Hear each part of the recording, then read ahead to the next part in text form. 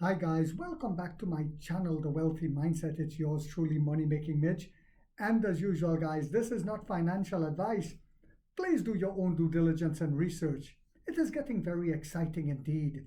We see Envo ramping up, and it's going to continue to ramp up in a massive way as Tesla sales continue to decline due to this.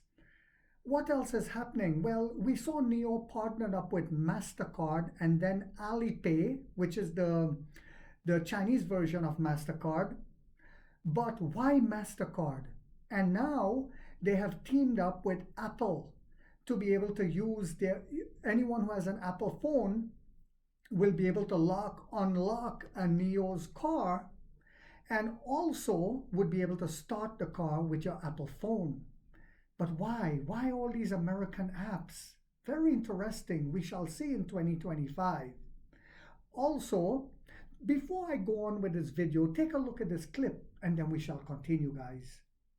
Okay, let's take a deeper dive into China's economy. And joining us to talk about all of this, Yan Liang, the chair professor of economics at Willamette University. Yan, well, it is mixed. And I want to start by focusing on manufacturing, because that's China's past and it's going to be its future, especially with the focus, the mandate really, on higher quality, more innovation. So what do the positive numbers mean for the world's second largest economy? Right. So you're right that China's industrial production, it's really, standing out. I think when you look at the number, industrial output growth has gone up by 5.4%. And particularly when you look at the specific products, the NEVs, the new energy vehicles, the industrial robots, and also integrated circuits, these productions really, grew much faster than the rest of the industrial output. So that just shows it's not just the growth in industrial production, but also really that in improvements in this sort of high-tech sector, in the industrial advanced manufacturing. Also, the reporter talked about the investment in the high-tech sector has gone up, by 8.8%. So all of this just shows that, China is not just the industrial powerhouse of the world, but it's also moving up the value chain. It is really producing a lot more, advanced products for itself and also for the rest of the world. Okay, but consumption, that continues to be a real problem, and for a variety of reasons. And the fact that the Chinese are not buying big ticket items right now, it seems to indicate that they are concerned about where the economy is and where it's going, even with stimulus measures from the government that have taken root. Right. So I think, this is a quite complex picture, and we need to kind of dissect the number a little bit. So you're right. The November number shows the retail sales only grew by about 3%. And again, last month, October, the growth rate was 4.8%. So I think a lot of economists were expecting, with all these stimulus measures, this month, the growth should be much higher than, the 3% rate. But I think there are also some sort of high base effect. If you remember, this year, the Single 11, the shopping festival, really started in mid-October. And so, consumers may already front-loaded some of their purchases back in October, which contributed really strong growth in October, and so relatively weaker in November this year compared to last year. But month over month, November's retail sales actually increased by 0.16% over October. So it is actually a positive momentum for that matter. And when you talk about the big ticket items, in fact, I think thanks to the trade-in program, when you look at home appliances, furniture, and automobile sales, they actually grew by 10%, 7%. Actually, home appliances grew by 22% in November. So I think it shows some of these consumption stimulus effects are actually pretty strong. That said, some of the non-subsidized items, jewelry, cosmetics, and beverage and tobaccos, all this seem to, they slow down in terms of the growth rate. So yes, it's a mixed picture, but I would always say that, as the Central Economic Work Conference stated that boosting domestic demand is going to be the top priority. They're going to expand the trade-in program next year and also provide more support for low-income families and so on and so forth, and also, improve the social safety net. So I think all of these are just, showing that the policymakers are aware of that, and they are going to try ways to boost domestic demand, consumption, and investment included. So let's pick up on that, because what impact do you think these numbers are going to have on government policies moving forward, and how much more can the government do? Let's talk a little bit about last week's China's Economic Work Conference, because in simple terms, explain why taking on more debt, raising the budget deficit perhaps, could spur China's domestic consumption. Yeah, I think that's a great question. So first of all, I think it's clear the policymakers realize that we need to boost the domestic demand. And again, I want to emphasize it's not just consumption, but of course, consumption is important because it has shown some weakness. But I would also say that there are some positive, momentums that's building. For one is when we look at the property sector, even though the price has been continuing to go down, but it has decelerated. In fact, I think we see the deceleration of the price decline in the property market, the slowest since June last year. Right. So there's some silver lining there, and we also see, the transactions in both new homes and the second homes have shown some positive growth. And so I think, if the housing market continue to improve, that would definitely create more positive wealth effect for families. And so that would also encourage more home purchases, hopefully. And with that, home appliances and other purchases will follow.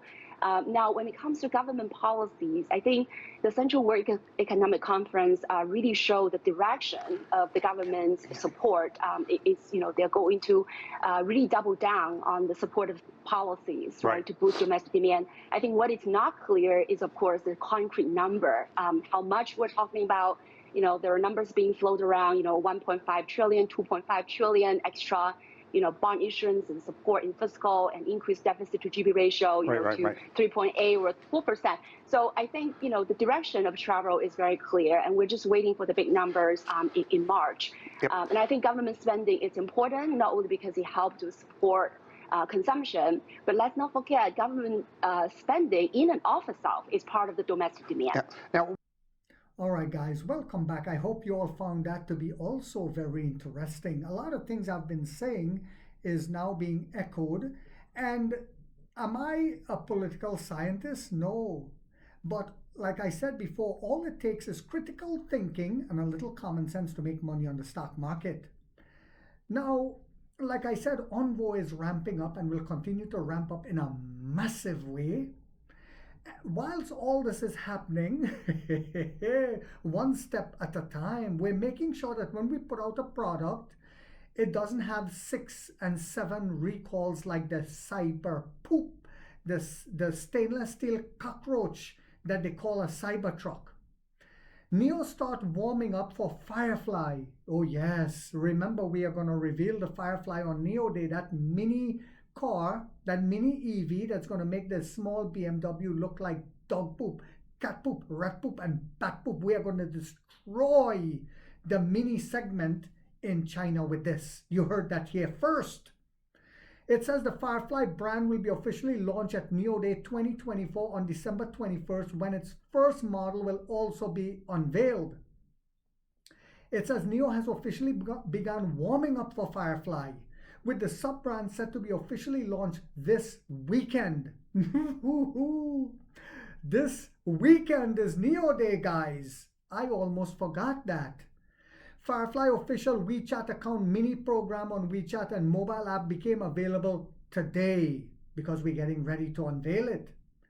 And its brand logo was unveiled for the first time. Firefly is Nio's premium smart electric vehicle small car brand for the global urban audience. For the global urban audience. Let me repeat that again. The global urban audience. According to its first post on WeChat, inspired by the Firefly, an insect that glows with its own light. Firefly is small, agile, energetic, and dynamic, the brand said. So too will our Firefly. Meanwhile, Firefly's mobile app features several posts, including one from Daniel Jin, head of the Nio sub-brand. Jin is the president of Firefly and worked in the automotive industry for 18 years before joining Nio. For 18 years, according to his post. I've worked on big cars, and I'm quoting him, and small cars from China to the world. From China to the world. Overcoming research and development challenges and experiencing market ups and downs, Jin wrote. Past experience has taught me that small cars are hard to make, but still full of imagination, he said. Jin said that for more than 2 years, he and his team have been aiming to build the best. Oh my God. Jin said for more than 2 years, he and his team have been aiming to build the best small car in the smart electric era. Hoping to make more people like small cars, Firefly first product is to be unveiled at Nio Day 2024, December 21st, this weekend. It's not only, and also we're revealing the ET9 this weekend on Nio Day, remember that. It not only has a spirited design, ingenious space, and trustworthy safety, 5-star safety rating yet again, but also a best-in-class intelligent experience to bring a comfortable urban mobility option for people who love small cars, he wrote. And that's a big audience in China who love their small cars, just like in Europe. The upcoming Nio Day 2024 will be held this Saturday in Guangzhou, Guangdong province in southern China, where the Firefly brand will be officially launched. Are you guys excited? I am excited. Money Making Mitch is excited. Firefly first model, which has the same name as the brand, and also the Firefly, will go on sale and start deliveries in the first half of 2025, Nio previously said.